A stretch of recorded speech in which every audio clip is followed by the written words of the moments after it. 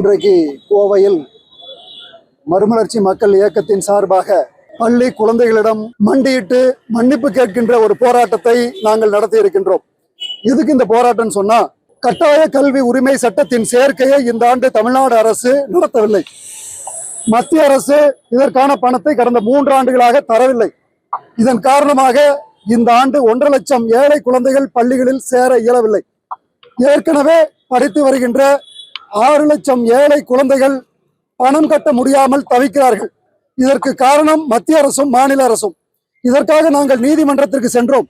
நீதிமன்றத்திலே நல்ல தீர்ப்பை பெற்றோம். மத்திய அரசு பணம் கொடுக்க வேண்டும் என்ற தீர்ப்பு வந்தது. பணம் கொடுப்பதற்காக காலதாமதப்படுத்தாமல் இந்த தீர்ப்பை அமல்படுத்த வேண்டும், உடனடியாக சேர்க்கையை நடத்த வேண்டும் என்று தீர்ப்பு வந்தது. ஆனால் மத்திய அரசு மாநில அரசு 2 அரசுகளும் தீர்ப்பை மதிக்கவில்லை. 60 நாட்களுக்கு மேல் ஆகிவிட்டது தீர்ப்பு வந்து. ஆனாலும் இந்த தீர்ப்பை நிறைவேற்றாத காரணத்தால் லட்சக்கணக்கான குழந்தைகள் கல்வி பாதிக்கப்பட்டிருக்கிறது. அதன் காரணமாக இந்த ஆண்டு கல்வி பறிபோனதற்காக அந்த ஏழை குழந்தைகளிடம் மன்னிப்பு கேட்டு நாங்கள் போராடி கொண்டிருக்கின்றோம். இதற்கான பொறுப்பு பிரதமருக்கும் முதலமைச்சருக்கும் உண்டு. ஆனால் நாங்கள் பொறுப்பேற்றுக் கொண்டு அந்த குழந்தைகளிடம் மன்னிப்பு கேட்டு மண்டியிட்டு போராடுகிறோம். கல்விக்கு